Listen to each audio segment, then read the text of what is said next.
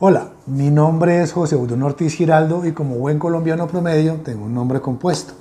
Ya habrá notado que ahí hay algo que como que no cuadra, no encaja, no combina. Y es que el nombre José, aparte de ser muy pero que muy genérico, inclusive ya era genérico cuando lo inventaron por allá hace miles de años, pues como ustedes sabrán, ese es un nombre de origen hebreo y significa Dios añadirá. Ya empezamos mal. Si hay que esperar a que Dios añada es porque algo faltó. Y en mi caso es evidente.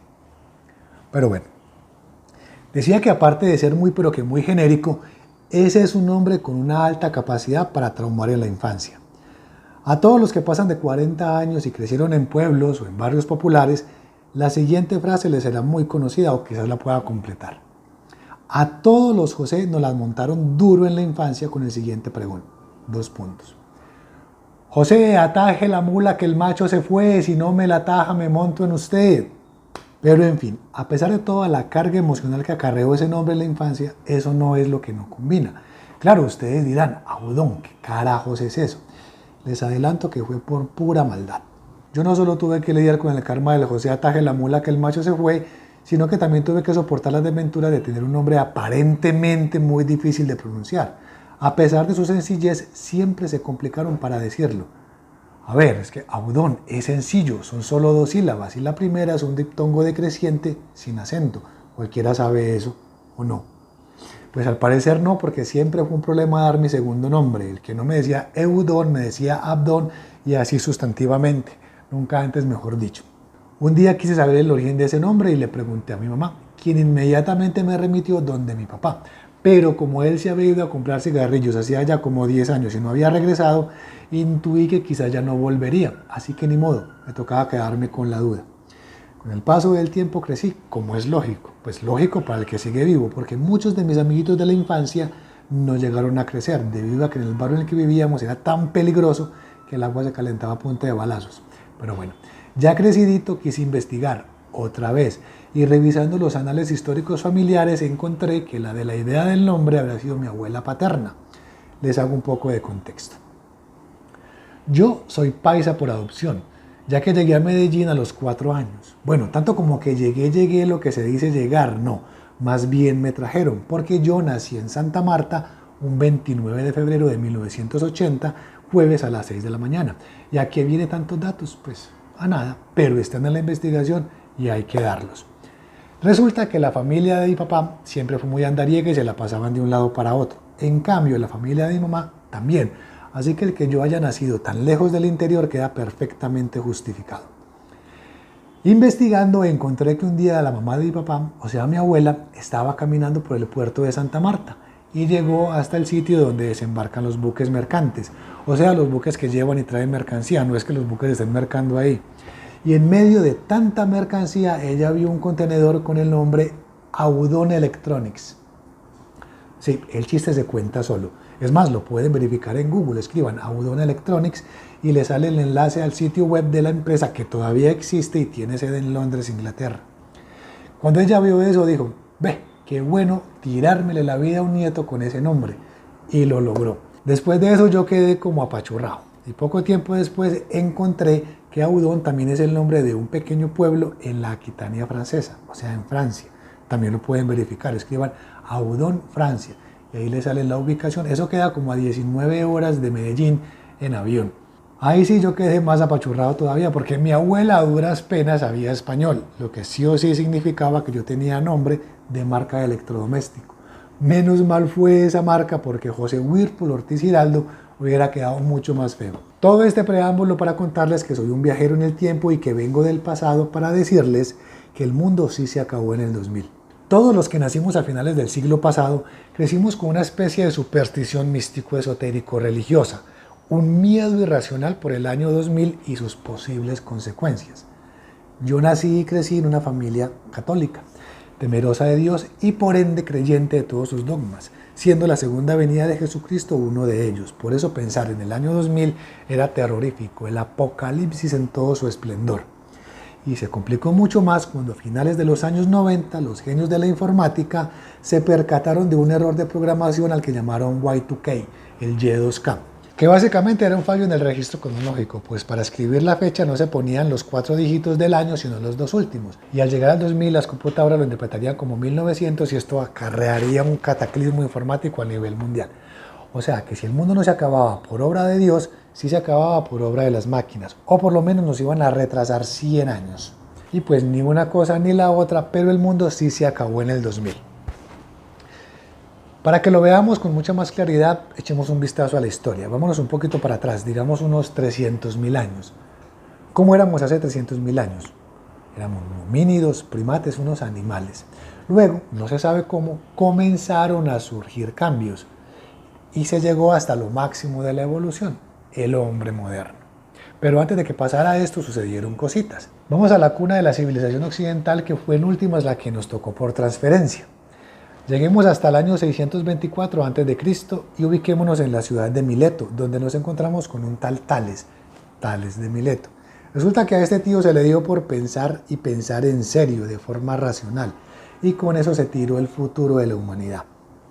Él es quizás el padre de la filosofía, y después de él llegaron otros grandes pensadores y agitadores de conciencia, siendo para mí los más importantes Sócrates con su mayéutica, Platón con su concepto de existencia etérea y su famoso mito de la caverna, que nos habla del engaño en el que vivimos gracias a tantos distractores.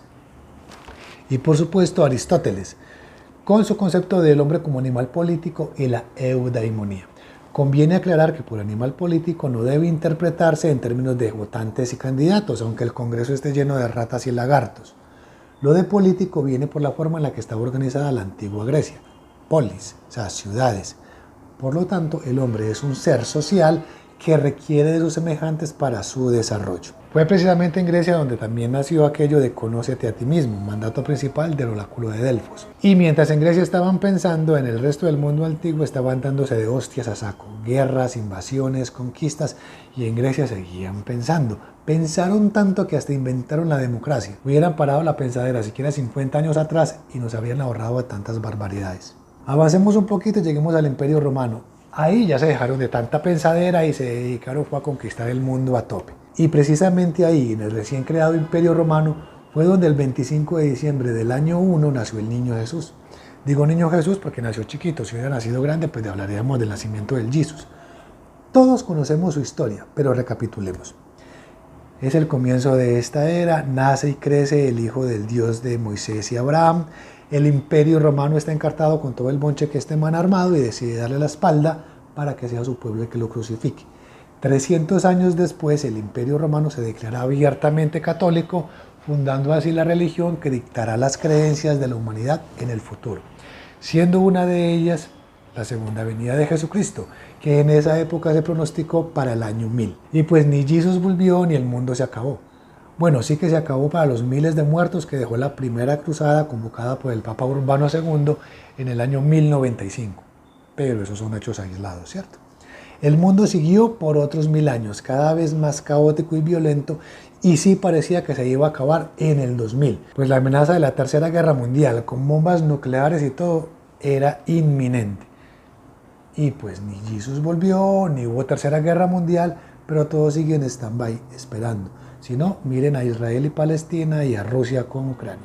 No es que haya dado prelación a esta religión, hay que tener en cuenta que es la religión con más seguidores en el planeta y quizás por eso se haya instalado con tanta facilidad en el imaginario colectivo la creencia en el fin del mundo. Si pudiéramos preguntarle a los dinosaurios, nos dirían que para ellos el fin del mundo es la segunda venida del meteorito. Pero bueno, apocalipsis es apocalipsis y las creencias son tan peligrosas porque son capaces de determinar realidades, pues al fin del día solo somos lo que creemos ser.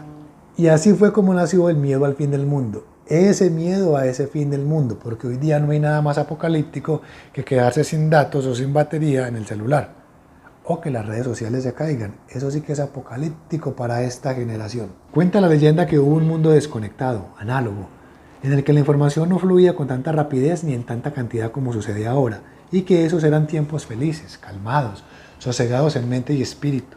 No había tanta ansiedad producto de la necesidad de consumir el chisme del momento. En ese mundo desconectado no estábamos tan sobreestimulados, y nuestras interacciones sociales sí eran interacciones y sí eran sociales. Teníamos contacto persona a persona, lo que facilitaba las posibilidades de ligar. Incluso en ese mundo desconectado se tenía más sexo que el que se tiene ahora.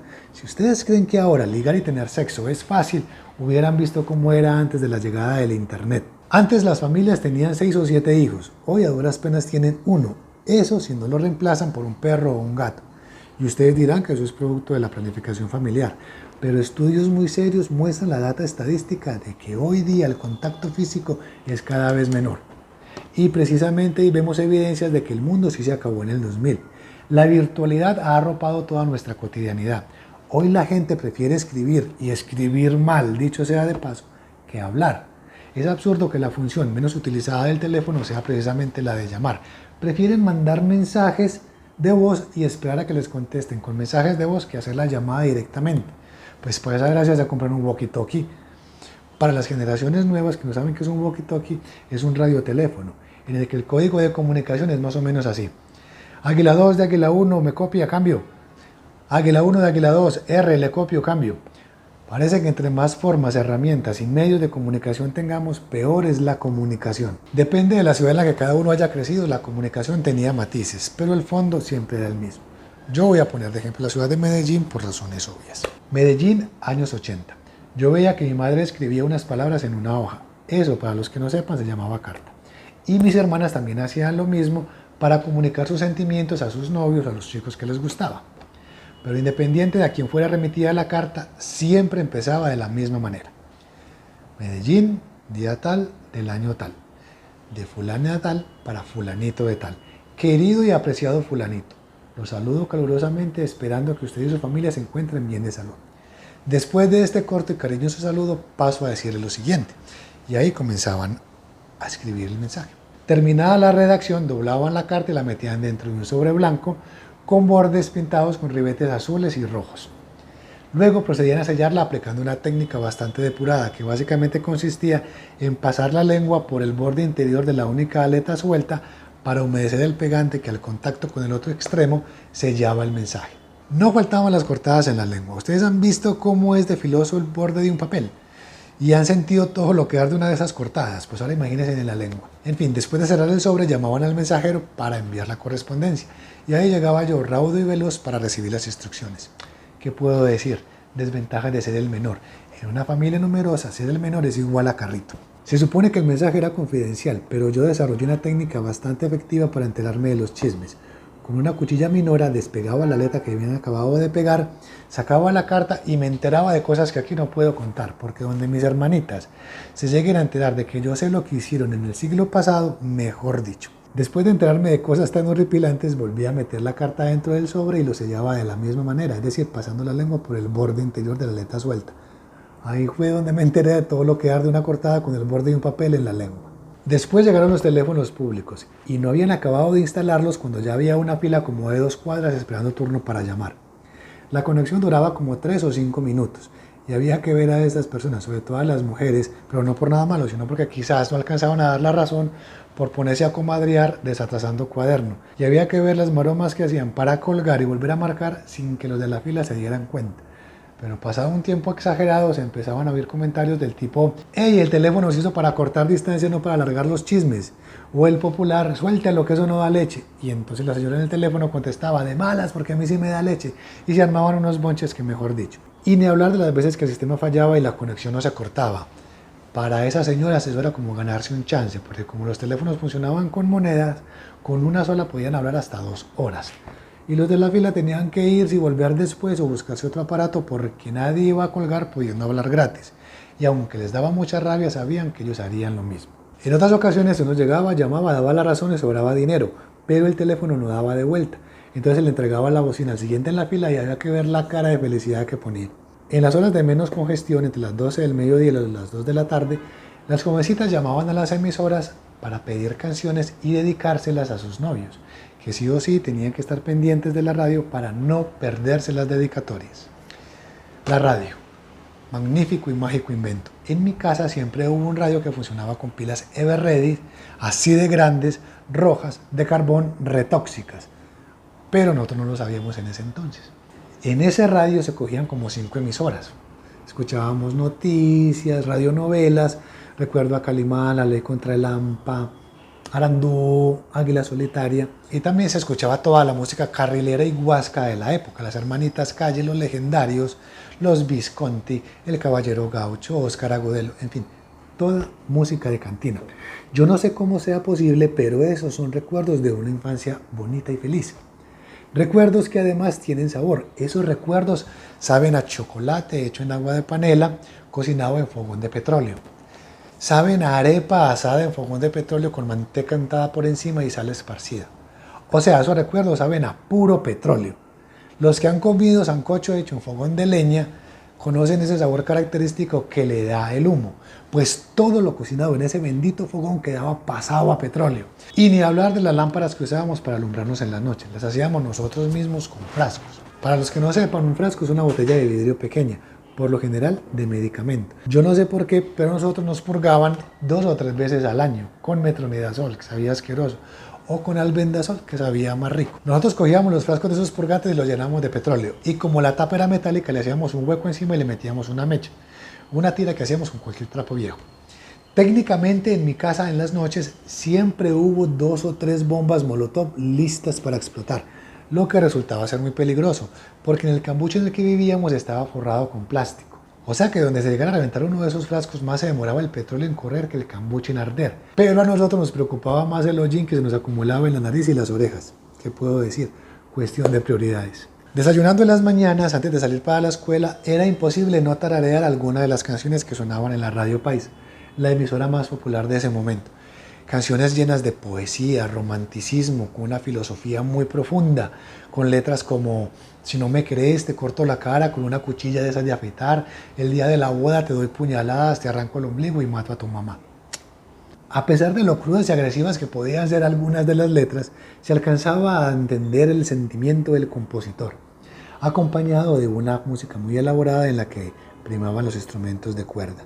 Inclusive con esa música uno aprendía a sobrevivir, porque si poníamos atención nos dábamos cuenta de cómo comportarnos para que a uno no le cortaran la cara, no le arrancaran el ombligo, no le dieran puñaladas y le mataran a la mamá. Nietzsche, el filósofo, no el grupo de salsa, dijo hace más de 100 años que la vida sin música sería un error. Claro, esto lo dijo porque no alcanzó a conocer el reggaetón. A ver, que yo no tengo nada en contra de la gente que produce y consume reggaetón, pero sí es muy cierto que se perdieron de música muy elaborada, bastante inteligente, que dejaba huella en el alma y en el espíritu y que se hacía eterna en el recuerdo. Desde tiempos ancestrales el hombre descubrió la música y al no ser capaz de igualar tanta magia, el hombre terminó creando el reggaetón, precisamente después de que el mundo se acabara. En el 2004 todos nos enteramos de que a ella le gusta la gasolina y que hay que darle más gasolina. Y a partir de ese momento, ese único beat se apoderó de la mente de niños y jóvenes, bueno, y de algunos muchos adultos contemporáneos que se dejaron pillar desprevenidos. En el siglo pasado, todo el que hablara así, arrastrando la S, diciendo palabras y frases como ¿sabe qué niño? Todo bien, qué tin, qué tan, si sabe, todo right, eran vistos como algo desagradable y no se le tenía como mucha confianza. Y si uno se los llegaba a encontrar caminando por la misma acera de frente, ya uno podía verse regresando a la casa caminando en las meras medias y nadie quería ser comparado ni relacionado con ellos. Hoy en día esos son los ídolos de niños y jóvenes. No lo aseguro yo, estudios muy serios demuestran que el reggaetón embrutece, solo basta con ver la decadencia que nos ha rodeado. La música inteligente, la música bien hecha ha quedado relegada a un espacio muy pequeñito, donde a duras penas sobreviven los músicos de verdad, los virtuosos, porque como eso no vende, eso no le interesa al mainstream, a la masa. Porque lo único que quiere la industria musical es el dinero. ¿Qué importa que el precio lo paguen los cerebros, las mentes de los niños y jóvenes que pueden consumir todo su contenido de forma gratis? Pero si te regalan algo es porque el producto eres tú. Pero si la radio está en problemas, la televisión ya se pudrió. En el siglo pasado podíamos contar con contenido de calidad. Incluso se le podía confiar la educación de los niños a un televisor. A mí en gran parte me educó un televisor, es el de una vecina obviamente, pero alcancé a ver Caminito Alegre, Plaza Sésamo, El Tesoro del Saber. Solo habían dos canales, el 1 y el 2, así sencillo. Después el 2 se convirtió en el canal A y luego llegaron Caracol y RCN cuando la televisión se privatizó. Y poquito tiempo después todo se fue a tomar por saco. Se acabó lo bueno y empezó la avalancha de las narconovelas y narcoseries. Y tan cierto es que el mundo sí se acabó en el 2000 que lo poquito que alcanzaron a crear a comienzos de este siglo, hoy día todavía lo repiten sin compasión. Ya no hay producciones originales o las pocas que pretenden serlo son más de lo mismo, solo que con actores diferentes. Los realities llevan reiterándose 20 años. Ya no hay originalidad en las propuestas, se acabó la creatividad. Los noticieros antes duraban media hora y informaban solo lo estricto y necesario. Vaya, mira un noticiero hoy en día, dura casi 3 horas y solo informan puras pendejadas y no son más que un show mediático para entretener, asustar y angustiar a los televidentes. Se van dando cuenta de que el mundo sí se acabó en el 2000. El cine en el siglo pasado era garantía de calidad.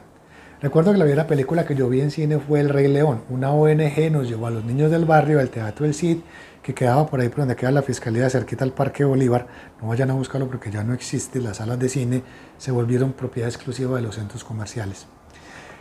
Pero yo ya había visto películas antes de ir a un teatro. Los sábados en la noche había una franja que se llamaba Premier Caracol y ahí pasaban una cantidad de películas, todas las que usted quisiera. Y ya se imaginarán las maromas que tenía que hacer yo para que mi mamá me dejara verlas. ¿Qué ofrece el cine hoy? La verdad, desgraciadamente, no mucho. La mayoría son precuelas, secuelas, remakes, reboots de producciones del siglo pasado. Hoy día la espectacularidad prima sobre la historia.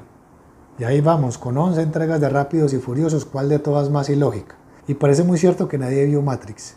Película que precisamente en 1999, antes de que se acabara el mundo, nos contaba sobre el futuro de una sociedad viviendo en una simulación.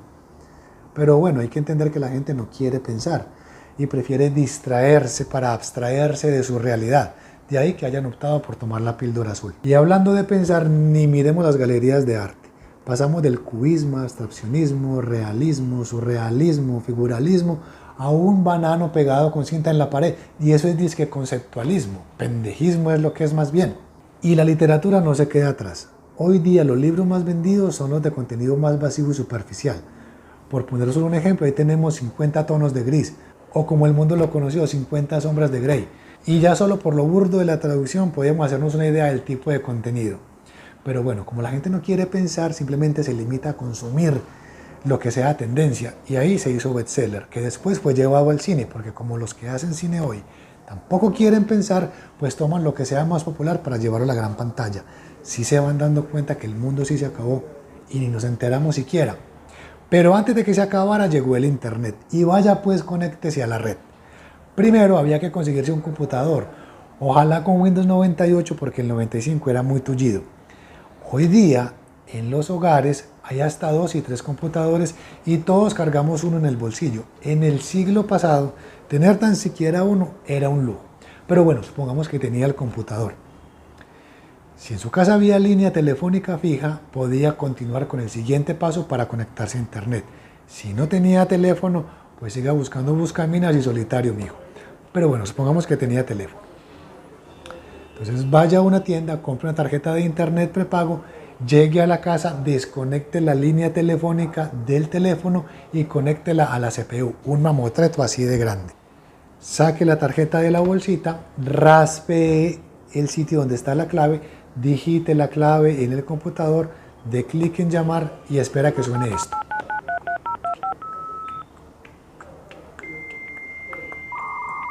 Después de varios intentos ya podía conectarse a la red a una velocidad absurda de 28K. Abra Altavista, el buscador, porque Google todavía no era tan popular, y busque lo que quiere encontrar. Y rece para que en las próximas 2 horas a nadie se le ocurra llamar a su casa porque le tumban la conexión y de paso se le llevan el saldo de la tarjeta prepago. En el siglo pasado la mayor prueba de paciencia era descargar una imagen. Ver un video o una película, no, mijo, eso no daba para tanto. Y hasta había un toque de ironía en las empresas que vendían las tarjetas prepago. En Medellín hubo una que se llamaba Skynet. Los que vieron Terminator entenderán. Según parece, John Connor como que sí ganó la guerra porque la empresa desapareció. A pesar de los pocos medios que teníamos en el siglo pasado, cuidábamos más la comunicación. Hoy día está muy maltratada, quizás porque ha entrado en desuso. Hombres, ¿les ha pasado con sus esposas o novias que a pesar de que chateen todo el día y varias veces les escriban te amo, cuando se ven con ellas en la tarde están como serias y les hacen la observación de que en todo el día no les han dicho que las aman? ¿Saben por qué sucede eso? Porque las mujeres son predominantemente auditivas, lo que quiere decir que la comunicación con ellas debe ser más con la voz. Ellas pueden verlo escrito 1.000.000 de veces, pero si no lo escuchan, no cuenta. Para nosotros solo basta con verlo escrito porque somos predominantemente visuales. Y si no tenemos en cuenta ese tipo de características, la comunicación siempre va a cojear. Es importante no olvidar el concepto básico de comunicación con un emisor, un receptor, un mensaje, un canal y un medio para enviar ese mensaje y sobre todo un contexto para garantizar la efectividad del mensaje y las buenas maneras para garantizar la afectividad del mensaje. Solo hay dos tipos de comunicación: la interpersonal, que es yo con los demás, y la intrapersonal, que es yo con yo. Es tan importante cuidar la comunicación con los demás como cuidar la comunicación conmigo mismo. A propósito, ¿cómo les va con la loca de la casa? Ojo, que no me refiero a la mamá intensa, ni a la abuela quisquillosa, ni a la tía alborotada, ni a la prima descocada. Pero todos tenemos una loca en la casa, la tienen identificada. Esa voz que nos machaca todos los días a cualquier hora diciéndonos cosas como usted es un inútil, bueno para nada, no sirve para eso, para qué se va a meter si a usted todo le sale mal, es que a usted nadie lo quiere, usted es como el lunes, a nadie le gusta. Esa voz es la loca y la mente es la casa. La salud mental en el siglo pasado no estaba tan cascada como está hoy en día. Quiero decir, si había loquitos, siempre los ha habido, pero por lo general estaban encerrados en los mal llamados manicomios. Y los que estaban afuera eran casos aislados. Era inclusive muy folclórico encontrar que cada pueblo tuviera su loco o loca de cabecera. Inclusive en los barrios de Medellín también podía encontrarse su loco propio. Es más, en la música también se vio ese fenómeno con Gustavo el Loco Quintero, famoso cantante de música tropical. O en el fútbol con René Higuita. Pero esas eran locuras sanas, nada que ver con la demencia que nos rodea a diestra y siniestra hoy día. A propósito, ¿saben por qué la locura es algo bueno y la demencia es algo malo? La locura es buena porque tiene cura, lo cura, y la demencia no. Puede sonar una pendejada, pero tiene más sentido del que imagina. En el siglo pasado teníamos al psicólogo en casa. Eran conocidos como mamá y papá, y en algunos hogares tenía refuerzos llamados abuelos. Pero en mi casa, el psicólogo tenía nombre propio, Martín Moreno, y hasta tenía un eslogan: Martín Moreno, el que quita lo malo y pone lo bueno. Este Martín solía tener varias apariencias, a veces era un cable de plancha o grabadora, otras veces era un palo de escoba, pero por lo general tenía siempre la misma terrorífica apariencia y hasta un nombre de cariño: FIC. Para los que no sepan, el FIC es una fuente de fibra con la que se fabrica la cabuya y se extrae de una penca, similar a la penca sábila pero mucho más grande. En casa de mi mamá siempre hubo, y es más, todavía la hay, una de esas grande, de hojas muy robustas.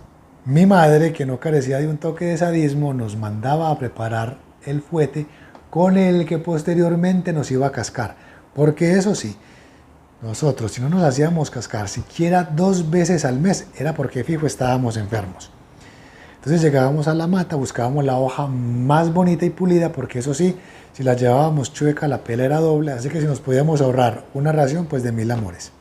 Llegábamos a la casa, quitábamos las espinas de los lados y luego procedíamos a sacar tiritas muy finas y delgadas. No se imaginan el desconsuelo con el que hacíamos esa tarea, porque un solo fuetazo con eso ardía cantidades. Terminábamos de preparar a Martín y lo llevábamos donde nuestra madre, quien lo recibía y lo revisaba y luego lo colocaba en el sitio de más rápido acceso, diciendo: vamos a ver quién lo estrena primero.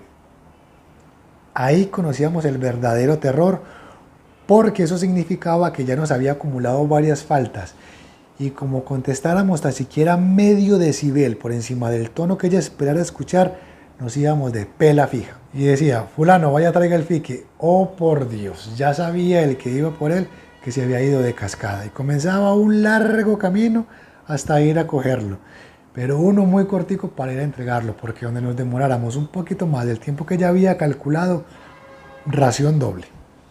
Yo sé que hoy en día eso suena a maltrato infantil, pero nada más formador que eso, porque así aprendíamos de nuestros errores. Con cada pela nuestra madre nos listaba las faltas y nos explicaba el por qué nos estaba cascando. Claro que por lo general un 40% por nuestro comportamiento y el restante 80% por su propia frustración, cansancio y tristeza. Ya les conté que mi papá se fue a comprar cigarrillos y ella se quedó con 4 hijos muy pequeños en unas condiciones económicas bastante difíciles. Así que todo aquello era formativo y terapéutico.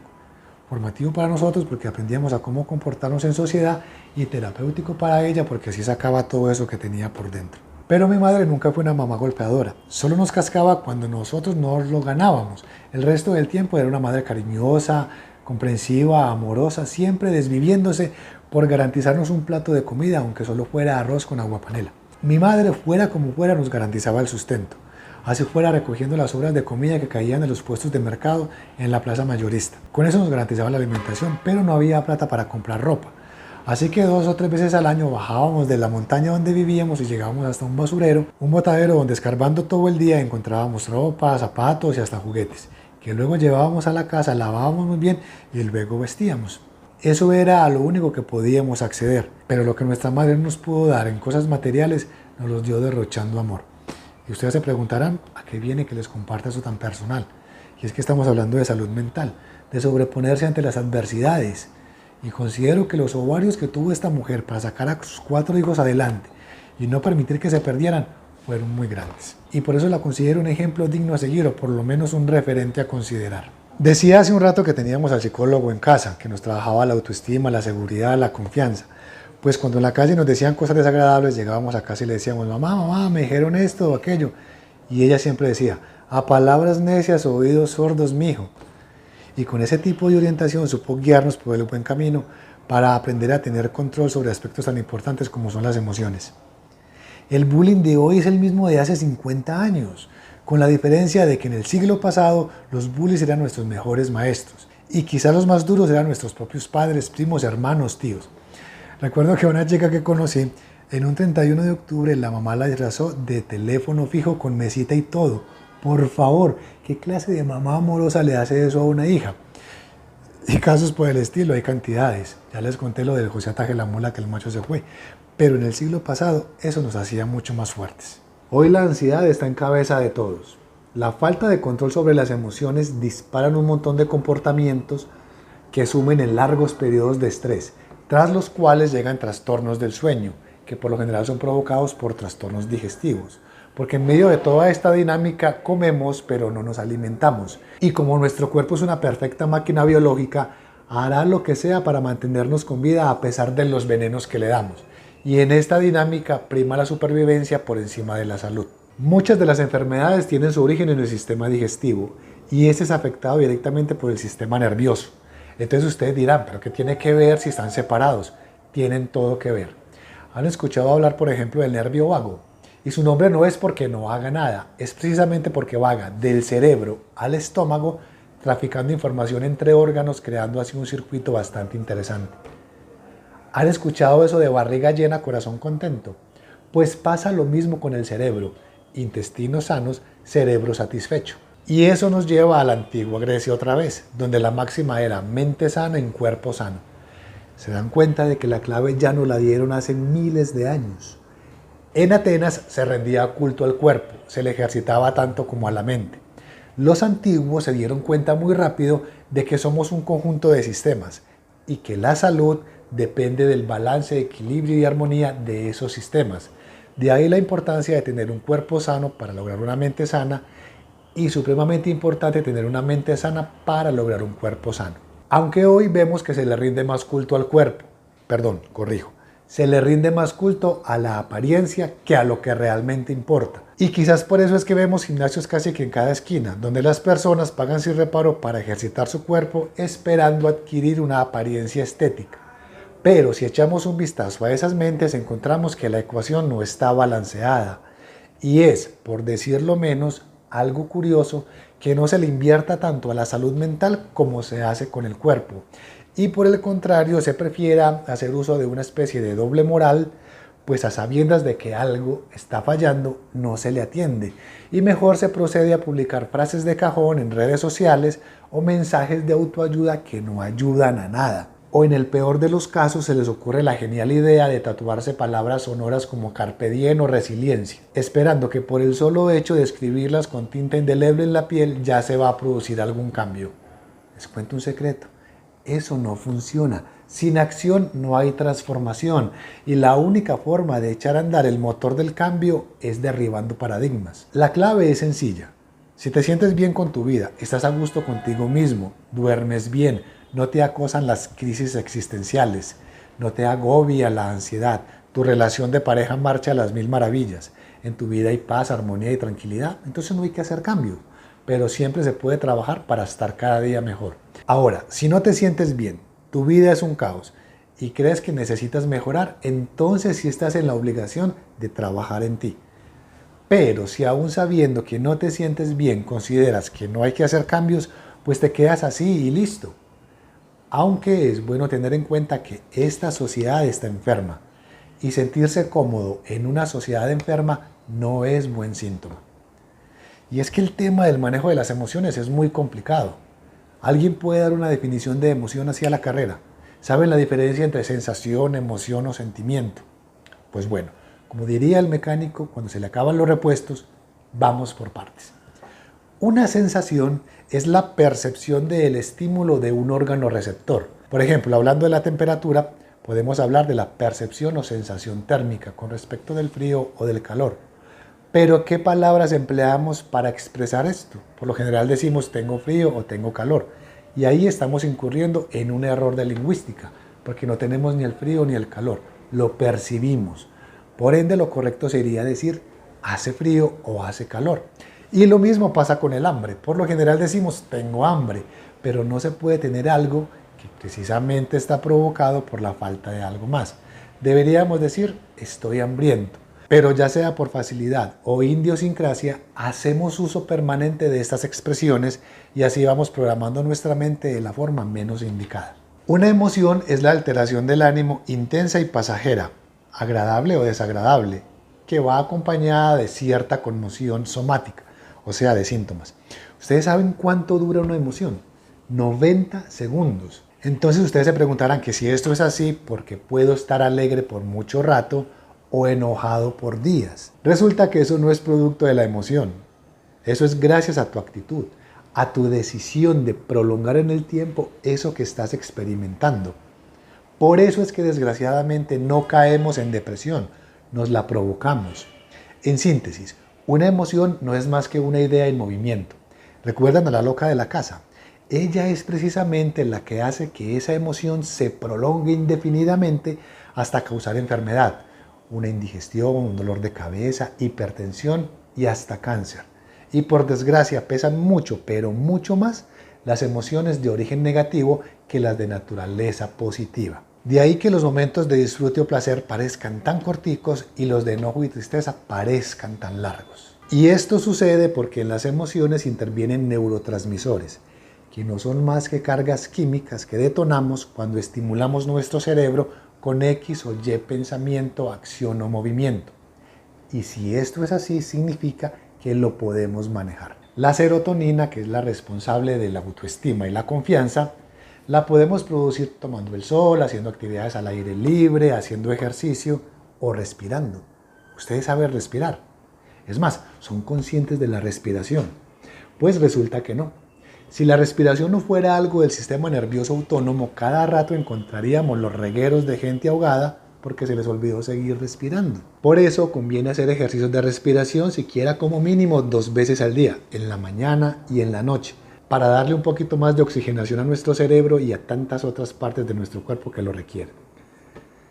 La oxitocina es la responsable de afianzar nuestros vínculos afectivos y la mejor forma de producirla es abrazando. A la pareja, a la mamá, al papá, a los hijos, al hermano, al amigo, al perro, al gato, a un árbol. Pero ese abrazo tiene que ser de calidad, mínimo de 20 segundos, porque si no, no alcanza a empezar a segregarse la oxitocina. Con la dopamina tenemos que tener mucho cuidado, ya que es la responsable de crear adicciones porque siempre está buscando placer. Ella no es mala per se. El problema es que si no se le controla puede crear serias dependencias al cigarrillo, al licor, a jugar, a comprar, a las pantallas, sino como creen que aplicaciones como TikTok o Instagram son tan populares. Estas aplicaciones exprimen los cerebros de los usuarios, obligándolos a estar pegados de la pantalla haciendo scrolling infinito. porque una vez caen en la producción express de dopamina, para muchos es muy difícil salir de ahí y pasan horas pegados a las pantallas consumiendo la basura servida por el algoritmo que siempre está sugiriendo contenido.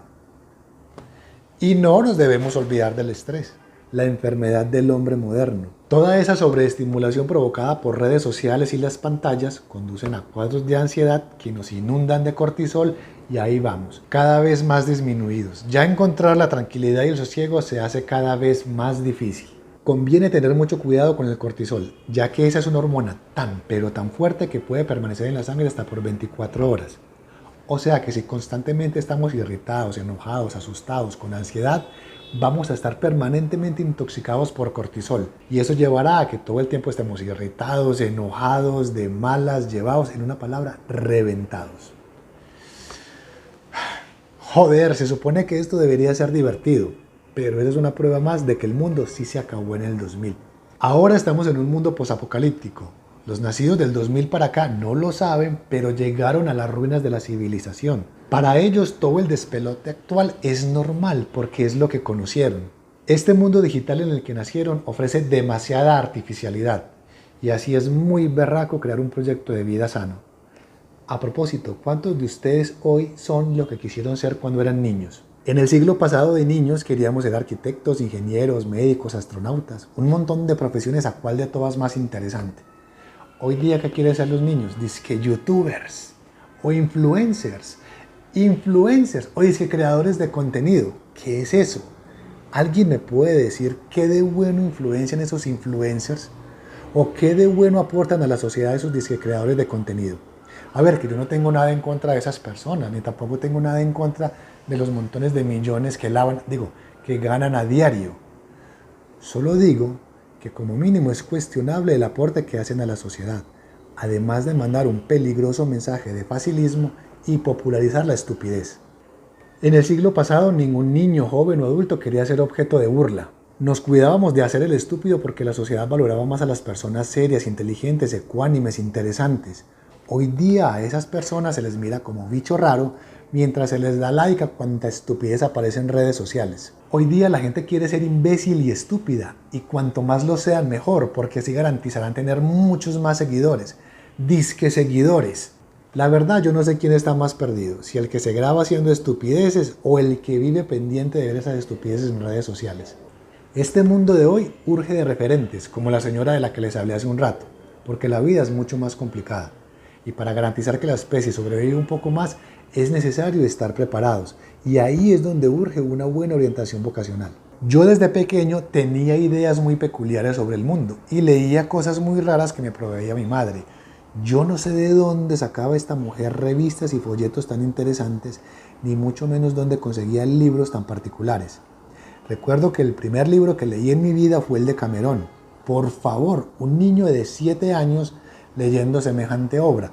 No es de extrañar que a los 8 años ya me encontrara practicando lo que había encontrado ahí. En fin, decía que tenía ideas muy peculiares sobre el mundo, pero también quise ser arquitecto o médico. Aunque por allá en el fondo percibía algo que no sabía qué era, pero me inquietaba cada vez que veía una película de acción, por ejemplo James Bond o Indiana Jones. Una parte de mí quería ser el héroe o galán, pero me sentía más identificado con algunos personajes secundarios. Han visto que en estas películas, por más intrépido y astuto que sea el protagonista, siempre es ayudado en el momento más álgido por un anciano sabio. Pues yo quería ser ese anciano sabio. Y ahí voy, acercándome cada vez. Lo de anciano ya casi, lo de sabio se me demora un poco más, pero ahí vamos. Y en el proceso he ido aprendiendo oficios con los cuales poder facturar. Pero el objetivo máximo es poder llegar a ser lo que he querido ser cuando sea grande.